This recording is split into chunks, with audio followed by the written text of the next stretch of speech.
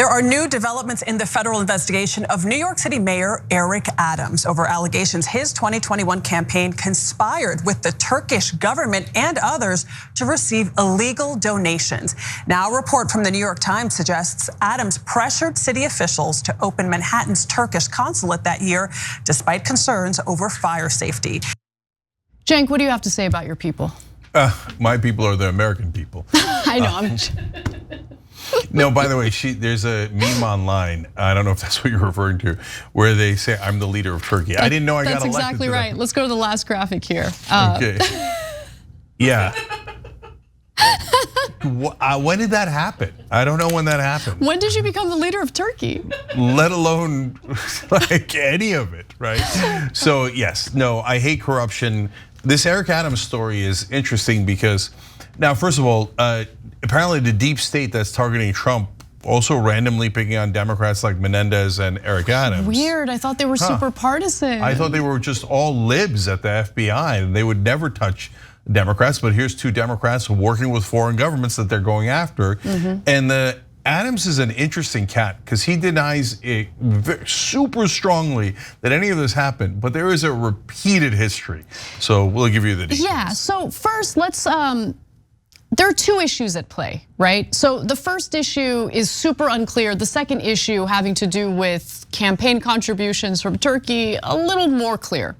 But first, let's start with his involvement in the opening of the Turkish consulate in New York, despite numerous safety concerns. The other one, by the way, is that Adams may have taken the campaign donations from the Turkish government or Turkish nationals, which I think is still considered illegal, right? Taking bribes from foreign governments is still illegal. Yes, that is technically illegal. Currently, it could change in the near future, who knows? Hey, this government loves corruption. Yeah, foreign governments are people, my friend. Yeah, exactly. That's what they'll say soon. All right, so let's start with the consulate and then we'll discuss the campaign finance violations that he is being investigated for. So the consulate, which the New York Times describes as Turkey's most expensive foreign mission, is housed in a $300 million 35-story high-rise in Manhattan. The problem is the building is unsafe. It's got some issues, if you will.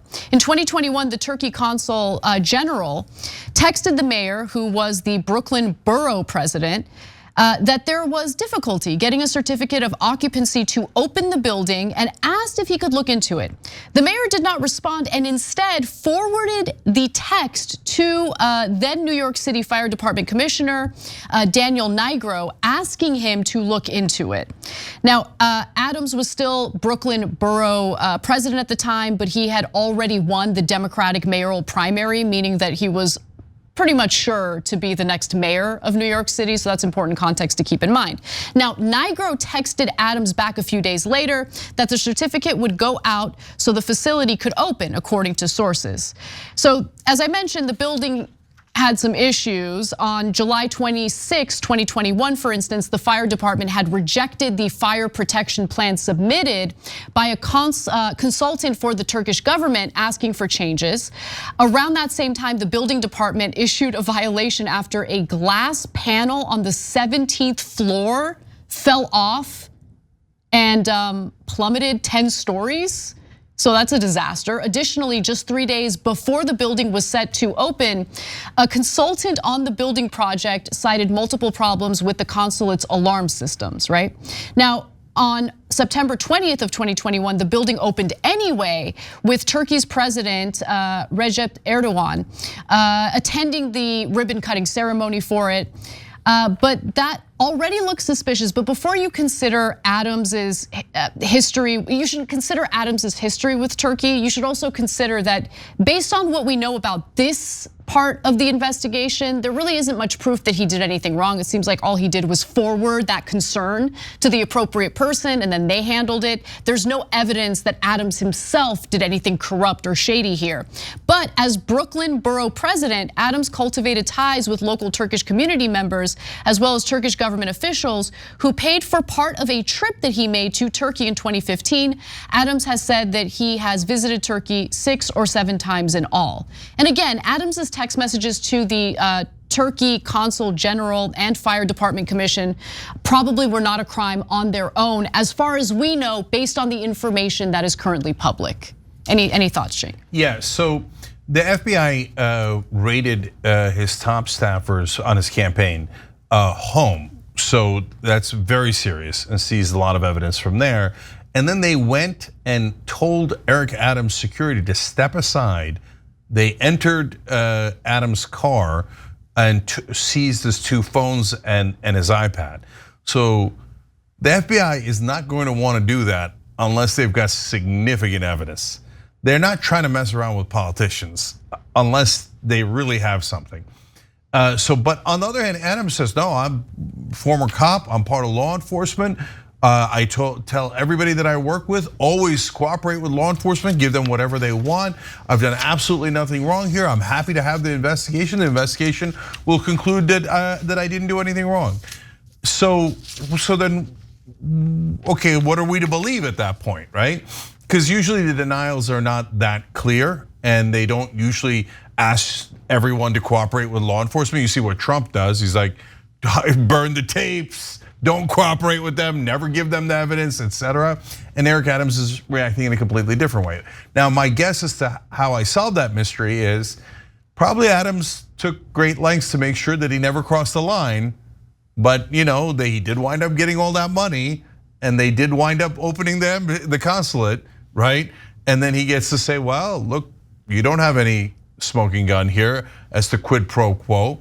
And so whether they do or not, we'll find out later, because the FBI has enough information that they got a warrant to seize the mayor of New York's phones. Okay, that's serious. That's very serious, and a judge said, yes, go ahead and do that based on the evidence that he already saw. So now let's move on to the potential campaign finance violations. And I want to note that he hasn't been charged with anything. This investigation is ongoing, but he isn't currently facing any charges. So apparently a warrant to search the home of Adams's fundraiser, Brianna Suggs, indicated that the investigation was examining the role of KSK Construction, a Brooklyn building company owned by Turkish immigrants that organized a fundraising event for Adams on May 7th of 2021. On that day, 48 donors, including the company's owners, employees, and their families, along with others in the construction and real estate industries, donated $43,600 to Adams's campaign, reports show. Those contributions enabled him to obtain another $48,000 in public matching funds for a total of nearly $92,000. Now, specifically, federal agents obtained the search warrant for Suggs's home in order to search for evidence related to payments or reimbursements made to employees of KSK Construction Group in Brooklyn or other persons serving as conduits for campaign contributions to the Adams campaign originating from Turkish nationals.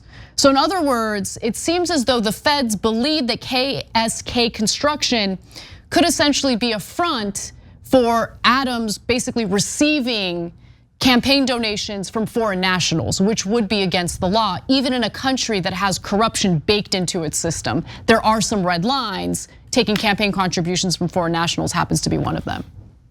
Man, I'd be surprised if they got him. I'm not sure they have enough evidence, but I haven't seen the secret evidence. So the reason why I say that is, number one, a couple of foreign nationals send you money.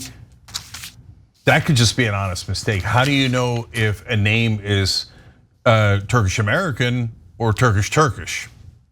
Really hard to tell, right? So now there are safeguards that any campaign has to put in place. Did they put those safeguards in? If they found that if somebody was not a citizen, that they send it back? Those would be very relevant facts to this. And the size of it, 1 or 2 guys, no big deal. 200 guys, big deal, right? Then it's more organized, etc. And it makes it less likely that, golly gee, we didn't know, right? Right. So, but I will tell you, the main reason I say that I'm not sure that they got him is, so they organized a fundraiser where a lot of people gave him money and they bundled some of the money. That's called Tuesday. That is the most common thing that happens in American politics. Thank you. Look, I'm not justifying it. I think that all of this corruption should be completely banned and outlawed. However, think about think tanks serving as fronts for foreign nationals who seek to bribe our politicians. How many foreign governments provide donations for literal think tanks who then use that money to lobby our politicians to carry out what the foreign nationals want? Yeah, guys, that happens all the time. And let alone we have no idea where the dark money comes from. Exactly. Okay, so and then let alone the Saudis then funneling money to Donald Trump's golf courses and to Donald Trump's son-in-law in a $2 billion venture. I mean, there's so many different ways that foreign money is coming in to buy our politicians. Let alone Donald Trump saying, I like Russian money, I like Saudi money, right? All of these things, but it's Republicans and Democrats. But I'm actually a little bit surprised they even put this detail in the news story, because he did a fundraiser, a bunch of people showed up and gave him money. I'm telling you, that is the single most common thing that happens in American politics. Obviously, I agree with Anna. I think that's legalized bribery, and we should ban it. It's absurd. They're obviously bribing him unofficially, but that's how every one of our politicians gets bribed, by donor after donor. And let alone, by the way, the other PACs, Turkish PACs, Israeli PACs, etc., that go, technically this is Turkish Americans or Jewish Americans or Pakistani Americans. And so technically we're not telling you have to do everything that our governments say, but everybody knows that AIPAC is not supporting Norway.